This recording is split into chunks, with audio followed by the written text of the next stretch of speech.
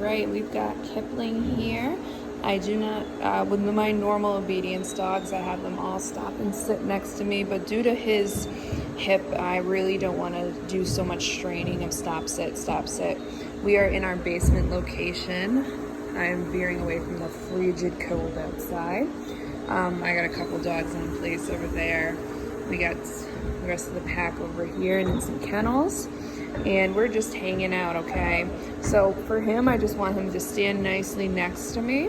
We are not doing any of these big obstacles. What I'm really focusing with him on is walking politely and calmness. So place work, okay? So when I walk, you notice how he follows with me, and we are working with all these cue simulations. So he is, we're working on the e-collar overlay process, so teaching him that both tools mean the same thing, okay? Anytime I see him veering away, sniffing the ground, I'm just giving a little tight cue. Good boy. And you see it helps gain his attention as well, because I want him to be focused on me as opposed to focused on the world around him. And then once we master this, which we normally master this pretty quickly, that's when I can start adding real life distractions. But I got to get this type of communication first. So you saw that cue, none of your business, okay? Go to place. Good boy, sit. Good. And I drop the leash and I walk away. Boy.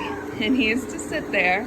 Big old yawn, good job, until I go over to release him. So this is good mental exercise for him. That's teaching him, go somewhere, be still, until I release you.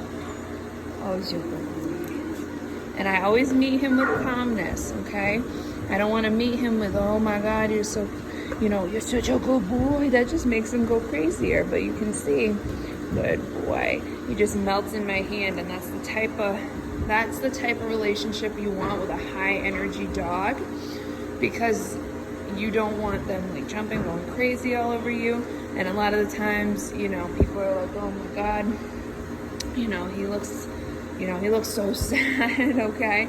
He's just waiting on instruction, okay? I promise you, he is, we're doing very well. We're gonna have somebody coming down the stairs in a few seconds, maybe, I'm not sure. And you'll see that I come over here to grab the leash. What? Kipling, come. Good boy. You saw that little bit of, good boy. You saw that little bit of him staying there. That's completely fine. He's like, well, I'd rather have a dog that, goes to stay on the place as opposed to just jumps off and does his own thing randomly. All right, get myself repositioned again. So, good old stretching, good boy. So, we're gonna have a distraction coming down the stairs. Perfect, cue. Let's go, cue. None of your business, okay? Now, if I was to be using the e-collar at the same time, I would nick on a lower stimulation. So he was feeling the same thing as these cues. Good boy. And when I stop, I'm gonna have him stand right next to me. Good boy.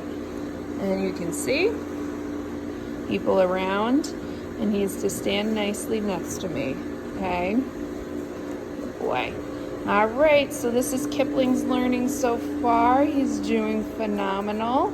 We're still working on the e-collar overlay stuff, and hopefully we will, be right on track with his learning. All right, hope you enjoyed this video. I hope you have a fabulous weekend. As you can see, Kipling is doing well, and he is excelling beautifully. Have a good one.